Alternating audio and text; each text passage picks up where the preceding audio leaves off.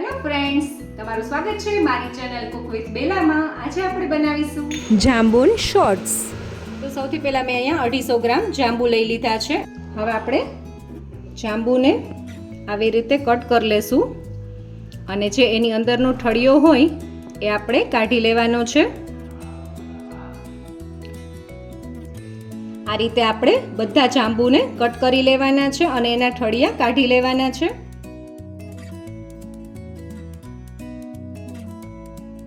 તો તમે જોઈ શકો છો મેં બધા જાંબુને સરસ રીતે કટ કરી લીધા છે અને હવે આપણે એને મિક્સર જારમાં પીસી લઈએ. હવે આપણે જાંબુને આવી રીતે મિક્સર જારમાં લઈ લેશું.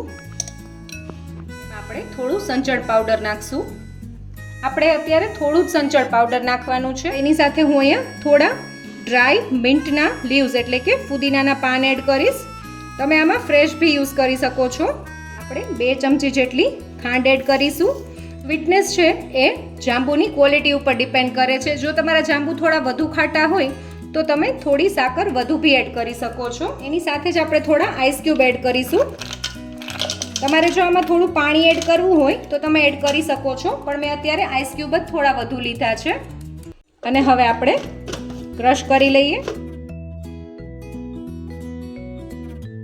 તો તમે જોઈ શકો છો આપણો જાંબુન શોર્ટ્સ રેડી થઈ ગયો છે અને હવે આપણે સર્વ કરી લઈએ. અને હવે આપણે એની કિનાર ઉપર આવી રીતે થોડો લીંબુનો રસ સ્પ્રેડ કરી દઈશું બંને ગ્લાસ ઉપર. પ્લેટમાં થોડું મીઠું લઈ લીધું છે અને જે ગ્લાસને આપણે લીંબુના રસથી કોટ કરી દીધું હતું આવી રીતે, હવે એ ગ્લાસને આપણે ઊંધો કરીને આવી રીતે મીઠાથી કોટ કરી લેશું. તમે જોઈ શકો છો એ જ રીતે બીજા ગ્લાસને બી આપણે સરસ રીતે આવી રીતે કોટ કરી લેશું. જે જાંબુન શોર્ટ્સ રેડી કર્યું છે એ ગ્લાસમાં એડ કરી દેશું.